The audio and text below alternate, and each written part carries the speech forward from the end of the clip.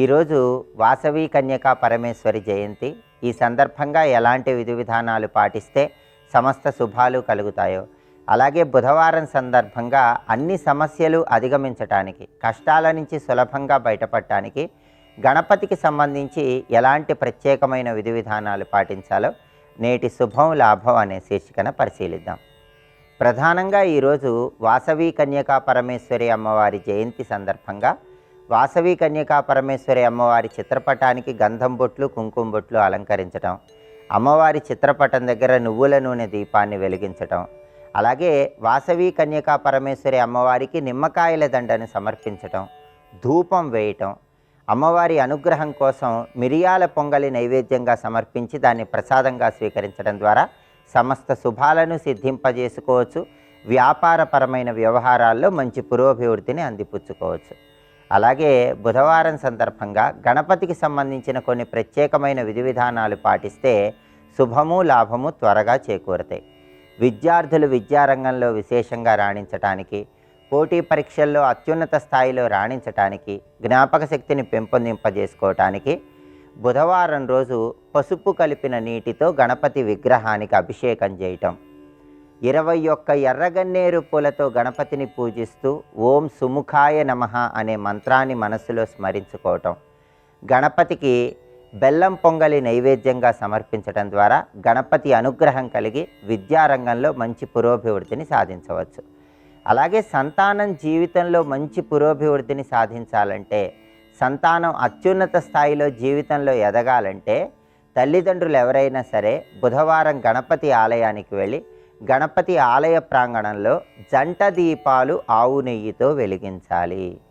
అలా వెలిగించిన తర్వాత గణపతి ఆలయంలో భక్తులకి అన్నదానం చేయాలి. ఇలా చేస్తే సంతానం జీవితంలో మంచి పురోభివృద్ధిని సాధిస్తారు. అలాగే ప్రధానంగా భూ సంబంధమైనటువంటి వ్యవహారాల్లో విజయాలు చేకూరటానికి, అంటే భూములు కొనటం, అమ్మటం ఇలాంటి వ్యవహారాల్లో విజయం లభించటానికి, అదేవిధంగా సొంతింటి కలను తొందరగా సాకారం చేసుకోవటానికి, కోర్టు వ్యవహారాల్లో విజయాలను సిద్ధింపజేసుకోవటానికి బుధవారం రోజు గణపతిని జిల్లేడు పూలతో పూజిస్తూ వెలగపండు నైవేద్యంగా సమర్పించాలి. ఇలా దేవాలయంలో జిల్లేడు పూలతో గణపతికి అర్చన చేయించుకున్నట్లయితే ఇంకా త్వరగా భూలాభాన్ని, గృహలాభాన్ని సిద్ధింపజేసుకోవచ్చు.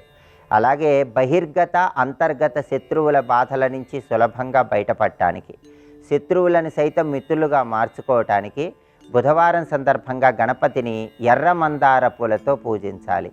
దానిమ్మ పండు గింజలు గణపతికి నైవేద్యంగా సమర్పించి ప్రసాదంగా స్వీకరించి అందరికీ పంచిపెట్టాలి. దీనివల్ల క్రమక్రమంగా శత్రువుల బాధ నుంచి సులభంగా బయటపడి శత్రువులను కూడా మిత్రులుగా మార్చుకోవచ్చు.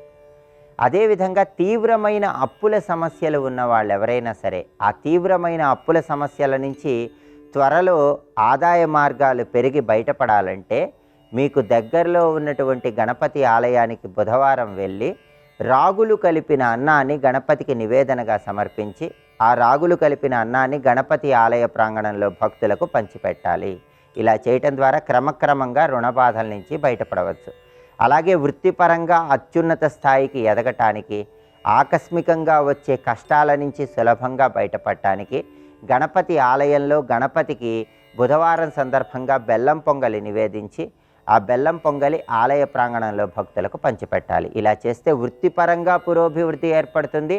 జీవితంలో ఎదురయ్యే అనేక రకాలైన కష్టాల నుంచి సులభంగా బయటపడవచ్చు. అలాగే కుటుంబ కలహాల తీవ్రతను తగ్గింపజేసుకోవటానికి, కుటుంబంలో అన్యోన్యత పెంపొందింపజేసుకోవటానికి బుధవారం రోజు ఏ సమయంలోనైనా సరే గణపతి ఆలయ ప్రాంగణంలో కొబ్బరి నూనెతో దీపాన్ని వెలిగిస్తే ఉత్తమ ఫలితాలు కలుగుతాయి. కుటుంబ సభ్యుల మధ్య అనుకూలత పెరుగుతుంది.